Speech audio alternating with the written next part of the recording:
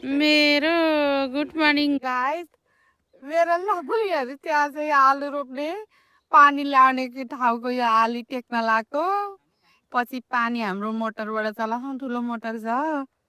पानी चाहिँ यो पैनीमा चाहिँ नअट्ने भएर यहाँ पछि यता आलुतिर पस्छ भनेर नानीहरूलाई चाहिँ डर बनाएको। यहाँ मजाले काम गरिरहेछन् हाम्रा नानीहरू। उनीहरूलाई रमाइलो लाग्छ। वर्षमा एकपल्ट चाहिँ दसैँ तिहारको छुट्टी आउँदाखेरि चाहिँ यहाँ आलु रोप्ने बेला हुन्छ जहिले हाम्रो गाउँमा चाहिँ उनीहरूलाई चाहिँ रमाइलो उनीहरूलाई चाहिँ रमाइलो मान्छन् र मजाले आलु रोप्न हामीलाई लगाउँछन्। यो चाहिँ किन दोहोरो भएको यो आलु मिन चाहिँ? यो पुरानो पहिले के मिन? यहाँ चाहिँ अहिले हाम्रो बाबाले चोरी यहाँ अहिले यसो कता कता ठाउँ रह्यो भने छर्न अरू पनि के रोप्न सकिन्छ कि भनेर। सो यो डिस्कसनमा चाहिँ सबजनाले आफ्नो आफ्नो पोइन्ट अफ भ्यू राखिरहेको छन्। फुलकोपी अस्ति रोपेको हो बहिनी। यो ब्रोकाउली पनि छ नि। लुज हुन्छ नि त ठाउँ हेर। ब्रोकाउली नै थियो भने यो प्लास्टिक लाउन जरुरी के थियो मान्ने? लाउ न लाउ टक टक ल्याउ। कोपी खाँदो बा। यो डल्ला पाडी माने हेर। हेर हुन्छ। तेलो पो रहेछ। हातै जे गरे पनि लाग्ने नै रहेछ। लु मजाले फुटा। अझै हातले गर्दा पनि हुन्छ। लु चलाऊ है अझै चलाऊ। लु अलिक उँभो सर म अब तयारी गरेँ। ले गरे नि यस्तो का छैन। खाडल बनाएँ म अलि मुनि यता बुनु बाबाले गरन र यता सरल बनाए। मम्मीले त त्यो केले सर र तान्ने भन्दै थियो त। के सर र तामी? हलो सलोले। त्यसै त तु सानो बाल पानी बनाउनु हामी टप टप टप राख्नु त हालेर अन्तर राख्नुपर्छ। पोटा हाल्ने मान्छे चाहिँ एकदम म हाल्छु ल। कनिङ हुनुपर्छ। उभिएर हाल्ने काम मलाई दिनु बस। काम चाहिँ कनिङ हुनुपर्छ। पोटा हाल्न निउरेर हाल्नुपर्छ। माथिबाट हुँदैन निउरिन नसक्नेले काम गर्दैन। चाहिँ के गरी हाल्नु पर्छ? त्यही हो बहिनी। यतिकै यसरी सरर एक लाइन लाइन अहिले म देखाइदिन्छु। सरी ए भगवान युक्ति गरे नि सुख छै ए मेरी बाटै। त्यही मैले यसो टुर गरेँ। अब बिउरा ल्याएर भरे म चाहिँ क्यामेराम्यान पनि हो, काम गर्ने मान्छे पनि हो, सबै अल इन वान। मैले जिते पोटास हान्नेमा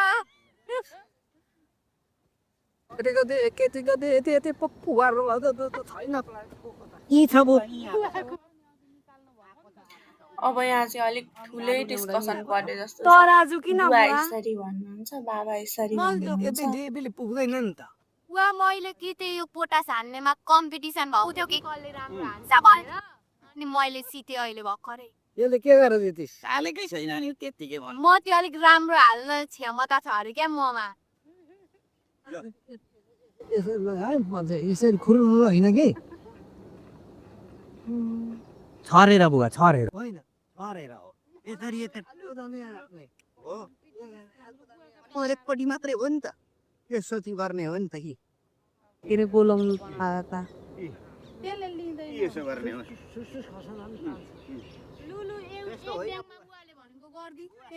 त्यो तरिका हुँदैन। त्यो तरिका ढिलो हुन्छ। यस्तो गर्दै हेर्नु। धेरै जान्ने नभन्नु हौ। यतिको छ तिमीले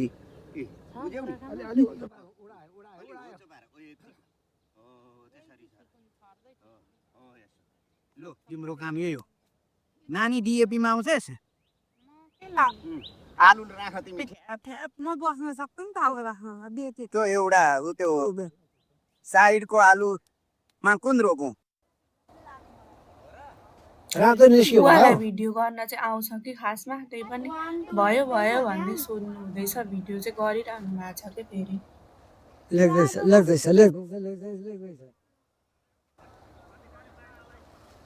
यो भोलि पनि आउँछ। ल अब आलुको बिउ चाहिँ राम्रो मिलाएर रोप्नुपर्छ है नातिनी। यो नातिनी र म चाहिँ आलु रोप्न आज लागेका छौँ। अनि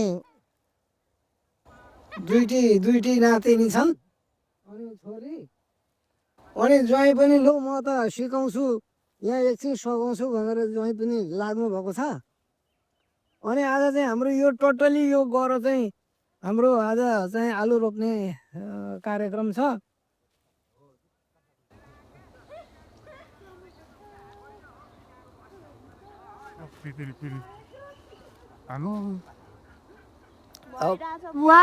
भइरहेछ भयो आयो। अनि 22 दिन 22 दिन एक दिनमा 50 किलो फल्छ अरे साना भएको अनगिन्ती त्यसले काट्छ खुट्टा अलिक बिस्तारै भयो। तिली गर न तिली गर अलि बाक्लो लडाए बाक्लो सक्नुपर्छ है। यहाँ तेरिका हौ बाक्ले हालिरहेको छु क्या बुवा उहाँ सुरुदेखि स्टार्टिङदेखि हालेको ओ यो भित्तामा पर्दैन यति होस् कि एउटा लाउने होइन बढी सिमी होइन कि यहाँबाट सट्टै पानी हेर्नुपर्छ।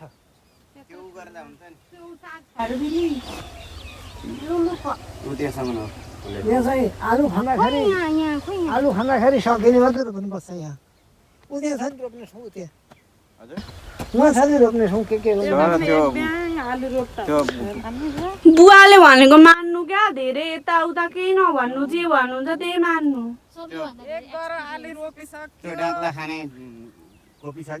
त्यो बरबरी छर्दिनु त्यो तोरी जस्तै फची फलाउने गरी यहाँ बिउ छ म तपाईँलाई अब यिनै हो बुवा म भयो कान्छी त ए सीता त्यहाँदेखि उता नहाल है सीता मकै गर्ने भयो त्यति नै तँ पर नहाल पर नहाल भन्छु सुन्दिनन् हो भयो नहाल भन्छु फेरि रुमा त्यो चाहिँ यो गाउँको सबैभन्दा ठुलो कुरोटी नै थियो है। अनि मान्छेहरू पर्खेर उसको कुरामा फेक लाभ भनिदिँदैछन् हजुर। यतापट्टिबाट यताको माटो चाहिँ यताबाट यता अग्लो चाहिँ यता हजुर वाटर ट्रिक गाइज एकैछिनमा घुम्नु पर्ने भयो।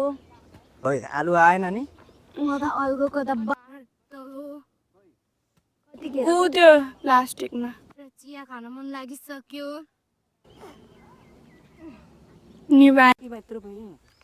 त्यति समादै त त्यो मैले उ त्यहाँ छरौँ न त यहाँदेखि कहाँदेखि छर्नु नपर्छ यता छरौँ न त यहाँ। अब यसोपट्टि छरिदिउँ म यहाँ हेर्ने बाटो बनाउँछु क्या यहाँ नभने